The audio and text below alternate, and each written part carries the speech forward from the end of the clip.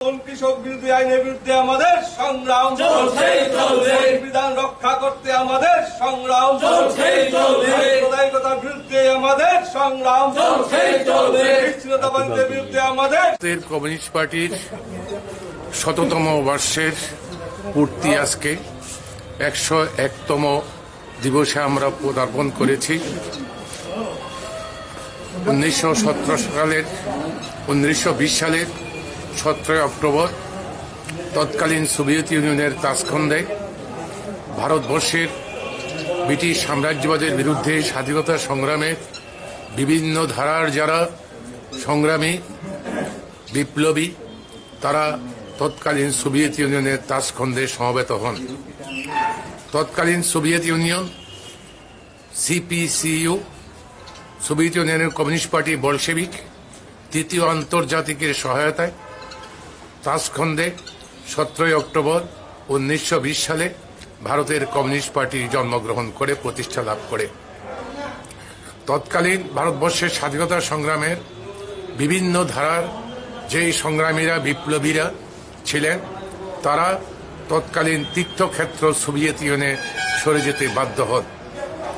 ভারতবর্ষকে স্বাধীন করার জন্য ব্রিটিশ সাম্রাজ্যবাদের হাত থেকে বিভিন্ন দেশের সহযোগিতায়, বিদেশের সহযোগিতার আশায় কেউ দেশ ছেড়েছেন, কেউ বা ব্রিটিশের অত্যাচার সহ্য করতে না পেরে দেশ ছাড়তে বাধ্য হয়েছেন।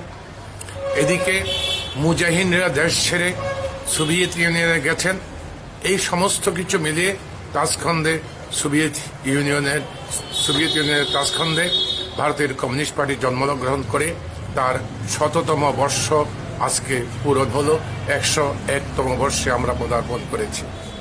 আমরা সেই দিনই ভারতের কমিউনিস্ট পার্টির লক্ষ্য স্থির করেছি আমাদের দেশের ব্রিটিশ সাম্রাজ্যবাদের বিরুদ্ধে স্বাধীনতা অর্জন।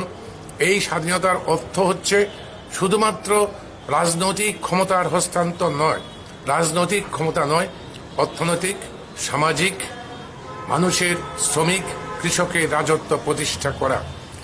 আজকে স্বাধীনতার অত বছর পরেও ভারতবর্ষের রাজনৈতিক স্বাধীনতা, রাজনৈতিক ক্ষমতা হস্তান্তর হয়েছে, ব্রিটিশ চলে গেছে, কিন্তু ভারতবর্ষের মানুষের অর্থনৈতিক, সামাজিক স্বাধীনতা অধিকারগুলো এখনো পরিপূর্ণ হয়নি।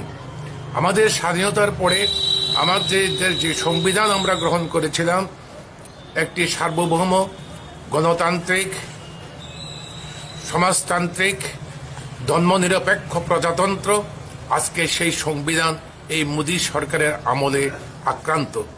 ভারতবর্ষের সার্বভৌমত্ব ব্রিটিশ সাম্রাজ্যবাদের অঙ্গুলি হেলনে তার কৌশলগত মিথ্যে পরিণত হয়েছে, যা দেশের সার্বভৌমত্বের পক্ষে বিপজ্জনক।